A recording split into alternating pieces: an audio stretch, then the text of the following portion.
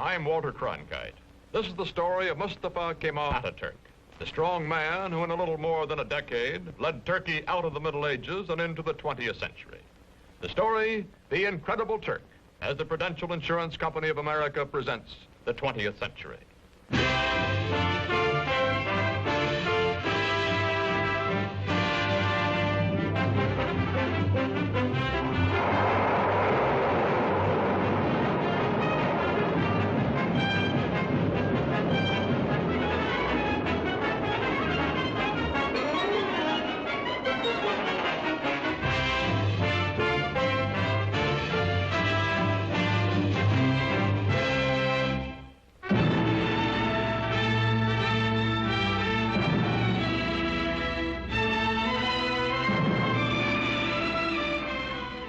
In the Middle East today, chaotic, vulnerable to Soviet expansion, Turkey, modern, powerful, and a rarity in this area, pro-Western, is prepared to defend herself against any aggressor. This is the border between Russia and Turkey, guarded day and night. The red sentry does not know he is being photographed from across this border. He feels that he is being watched. He is also suspiciously watchful.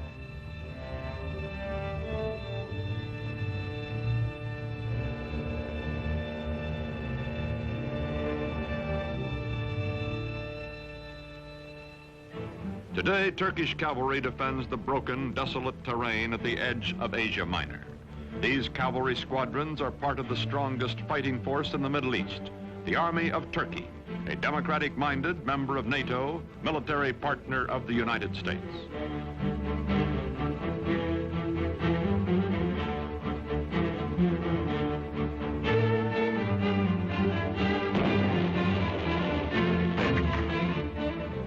Modern Turkey, strong and stable, was created out of a dying Oriental despotism by one man, unique in history, Mustafa Kemal, called Atatürk, father of the Turks. In a moment, this story, The Incredible Turk.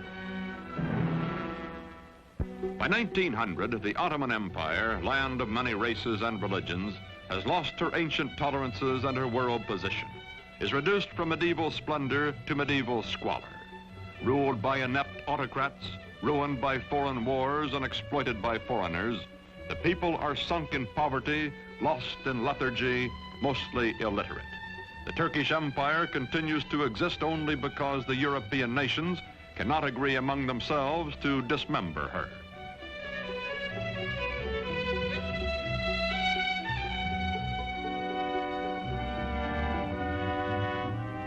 Before World War I, Germany has plans to embrace Turkey as an ally, then to subjugate her as a satellite.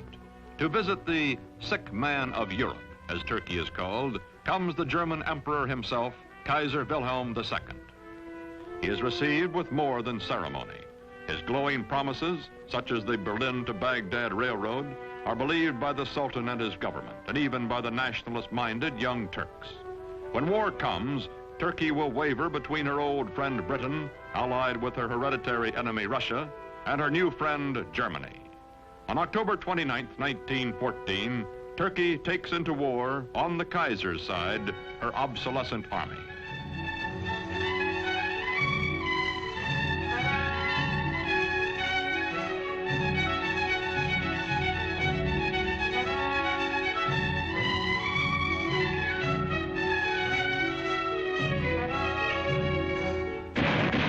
February 1915, the British plan to force the Dardanelles past Gallipoli, take Constantinople, and free Russian shipping in one naval campaign.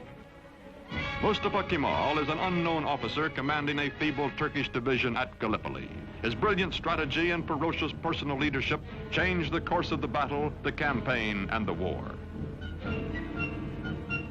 After 10 months, the British signal defeat and steam away, leaving on the historic shore of the Hellespont a new hero in Turkey. One victory, one great military commander are not enough. The defeat of the Central Powers by the Allies brings the end of the old Ottoman Empire. It is carved away, leaving only Turkey proper, a much smaller and more homogeneous land which, with leadership, may become a nation. November 1918. The ships of the victors crowd the harbor at Constantinople after World War I. From the palace of a weak and corrupt sultan, there comes no opposition. Turks bowing to Mecca accept their fate.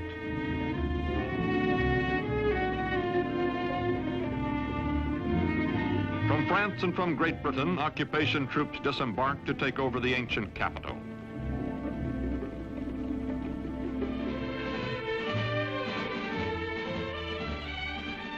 Sure that the Allied armies in Constantinople will do nothing to prevent it, Greece is preparing for an invasion of Turkey.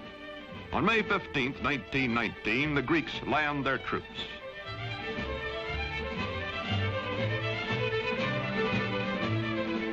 In Ankara, in the heart of Turkey, Mustafa Kemal organizes the Turkish liberation movement, takes command of the Free Turkish Army. From far off Constantinople, the Sultan repudiates him. But Mustafa grimly swears that he will gain Turkey's freedom or die. No other general equals this man, and the Turkish soldiers need only to be led to fight. They are traditionally warriors.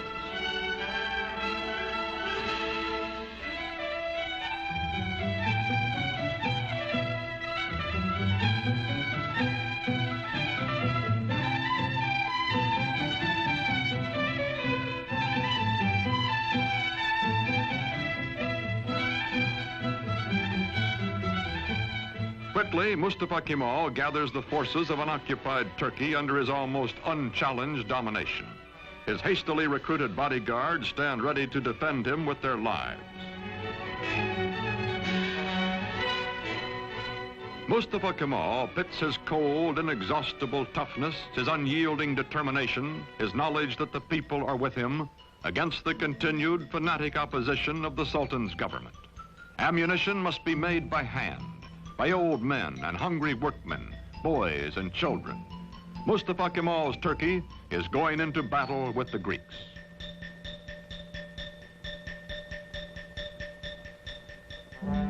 The war with the Greeks lasts 3 years, from 1919 to 1922. The Turkish people know it is a war of extermination, atrocious, no quarter given or asked. Heroically led, the Turks advance against the invaders. The women leave their endangered homes to carry shells to the army.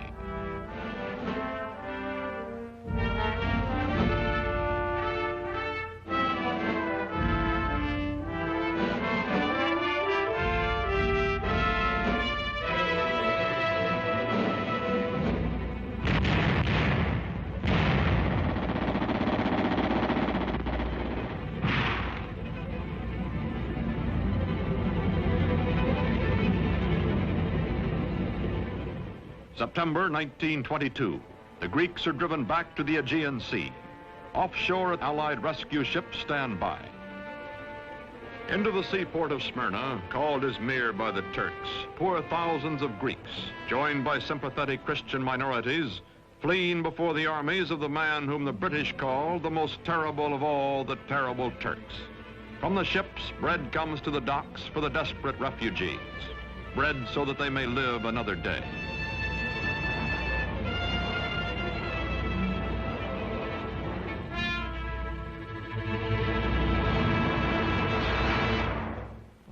September 9th, 1922.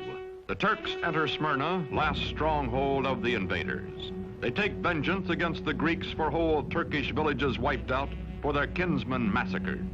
The burning of Smyrna, the final atrocity that both the Greeks and the Turks disavow, ends a war that has become an unendurable nightmare for both sides. Its polyglot population takes to the sea as the flames destroy the great Homeric city.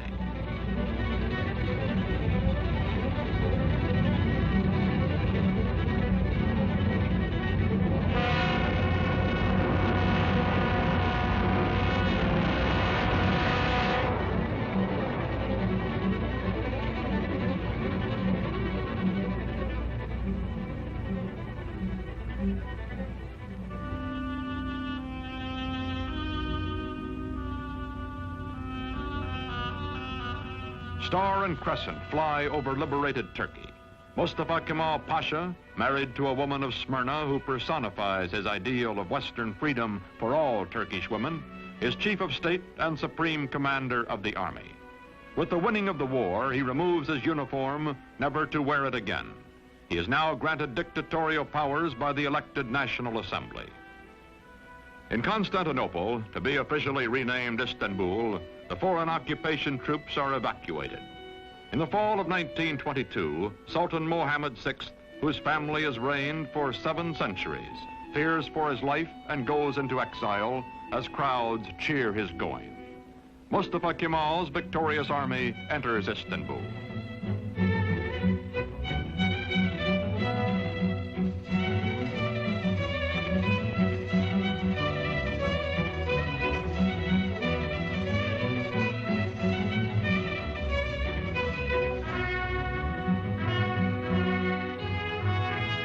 First president of the First Turkish Republic, Mustafa Kemal, during the 1920s, keeps his limitless wartime powers and his command of the army, makes the hard, dry town of Ankara his capital.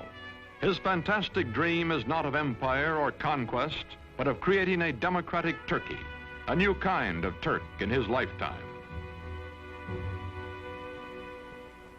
The Ottoman sultans also had been caliphs, secular and religious rulers. Turkey's new government separates church and state. Instead of Friday, day sacred to Islam, when Muslims everywhere ritually cleanse themselves, the Western Sunday is proclaimed the official day of rest. Although Mustafa Kemal insists on personal religious freedom, it is known that he personally detests the gesture of abasement prescribed for worship when Muslims touch their foreheads to the floor in their brimless headgear.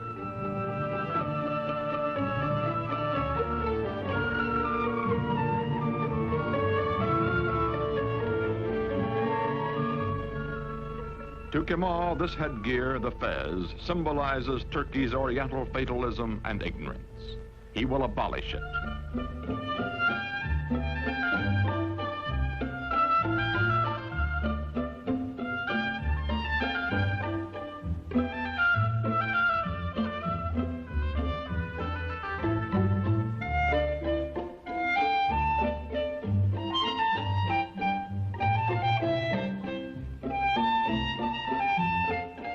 Wearing the fez becomes an act of treason.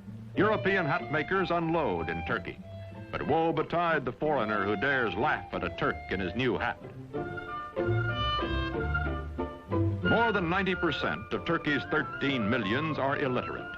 Mustafa, who earned in school his second name, Kemal, meaning excellent, himself takes charge of replacing the difficult, obsolete Arabic script. A new Latin alphabet, a revised and standardized Turkish language are prepared by experts bullied into haste by Kemal.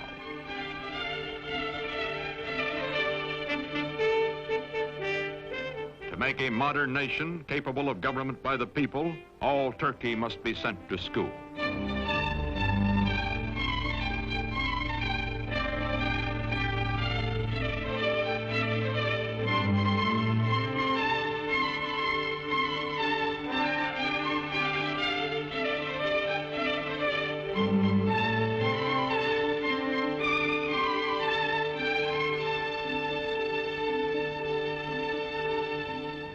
Islamic traditions are shattered.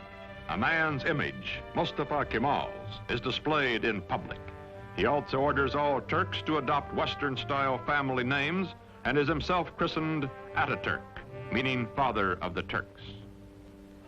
The faces of Turkish girls and women are hidden, and they live in virtual slavery until Atatürk unveils them by decree. Now divorced from his wife, he takes pleasure in the company of emancipated women and insists that all Turkish women adopt Western clothes, gives them equal rights under the law after abolishing polygamy, and opens to women all the trades and all the professions.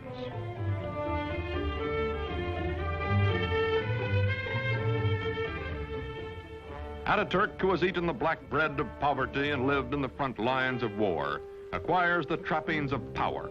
His proud, fiercely disciplined bearing, which annoyed his superior officers years before, does not change now that he acknowledges no superiors.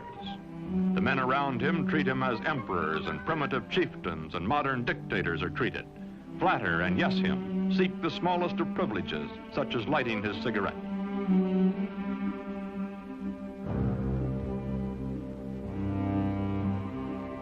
Man in a hurry, he has no time for opposition or for modifying his programs. Is too concentrated to pay the slightest attention to the awkward and harassed civil servant who is about to drip peach juice on his shoulder, or to the waiter who will wipe it off.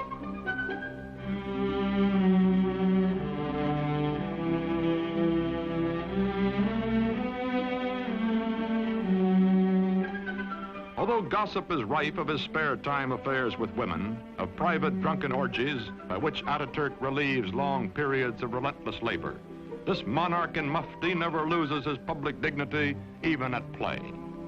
He is adored, also respected, also hated and feared and ruthless in dealing with those who oppose him.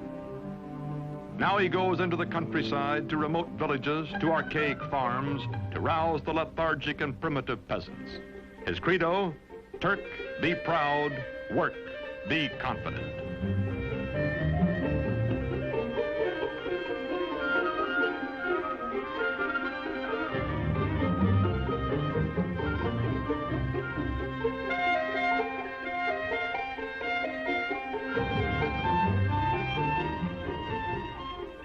There are two ways of conquering, says Atatürk, by the sword or by the plow.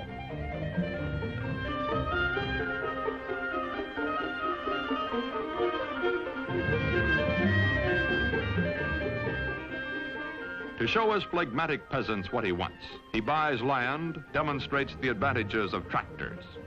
Atatürk, son of a civil servant, military careerist, now all-powerful dictator, becomes a model Sunday farmer.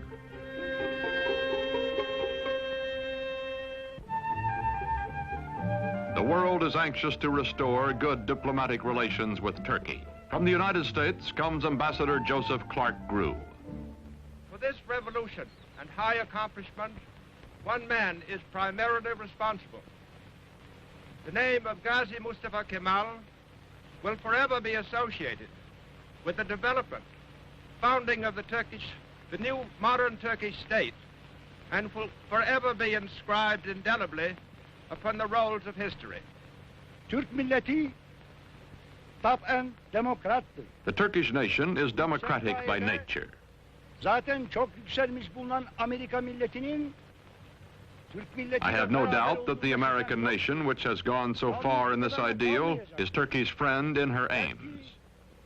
Bütün beşeriyeti birbirini sevmeye. This will not be all. Perhaps it can lead to a world of love, with all old prejudices erased, with all nations coexisting in peace and prosperity. When the Great World Depression of the 1930s slows down economic reconstruction in the country, Turkish people by the thousands wait for Atatürk to bring him their troubles and their problems. To the man in the street, Atatürk is his personal boss and his personal friend, willing to listen, wanting to help.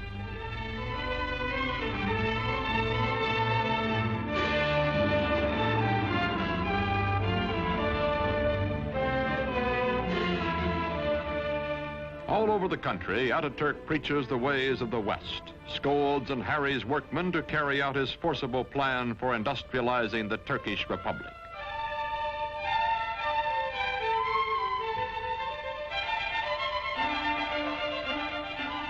Turkey begins to move into the 20th century, builds dams, mills, factories.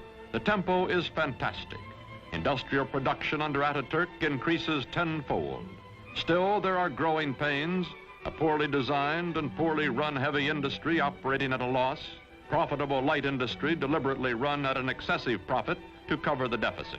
Turkey's textile mills being a notable example.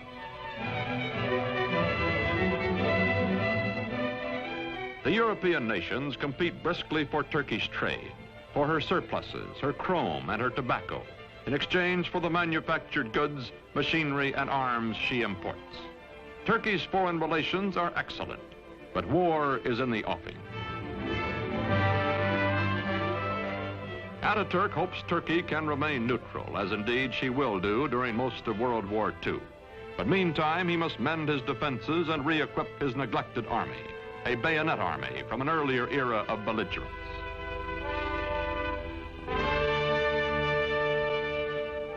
Turkey's dictator has said, Hitler will lead a dynamic nation to destruction by whipping its passions, and Mussolini will play Caesar. Time is proving him right. Aging now, Atatürk gives his personal fortune to the nation, lives quietly, spends time teaching the youngest of his 6 adopted daughters the alphabet he made all Turkey learn.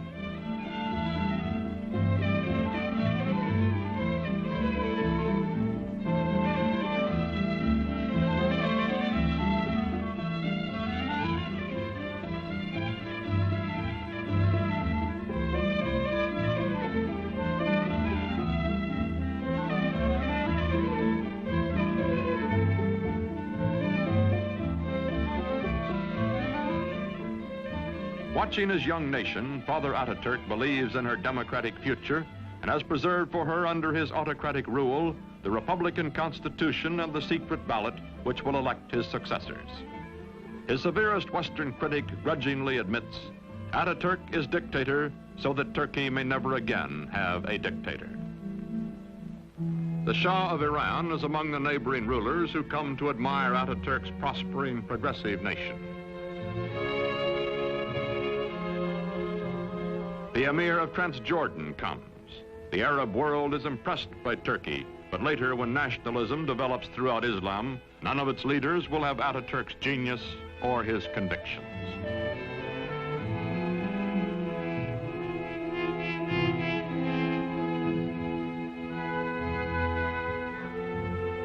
An ailing Atatürk spends much time aboard the yacht presented to him for his health by the Turkish people.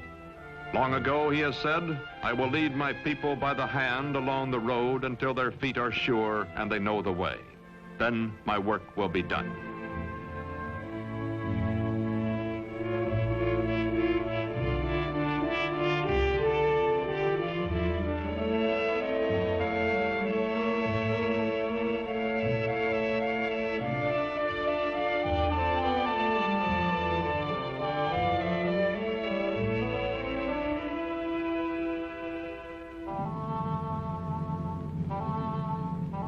On November 10th, 1938, Atatürk dies at the age of 58.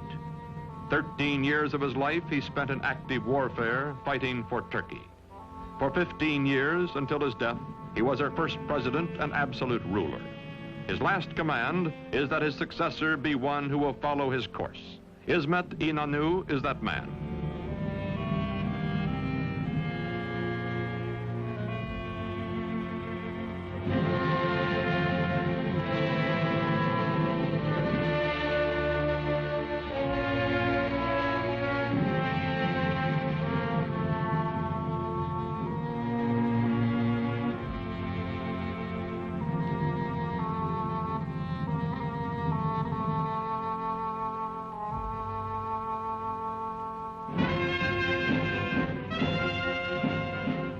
Today, this mausoleum is a shrine for his people, who well and truly mourned for Atatürk.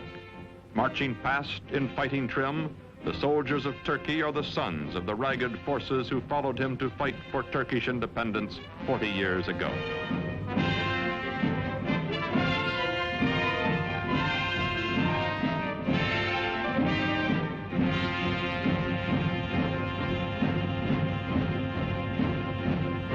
Modern Turkey is a vigorous ally of the West. She welcomes not only foreign products, but the foreign bases and men on her soil to help defend her way of life and her NATO alliance.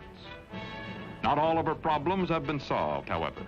Her economy is heavily bolstered by, some say virtually dependent on, Western aid. Her democracy is still far from perfect, and historians still argue about Atatürk, the man who in less than 2 decades made Turkey over. His methods, his tyrannies, his personal habits. Yet none denies the staggering achievements of the incredible Turk.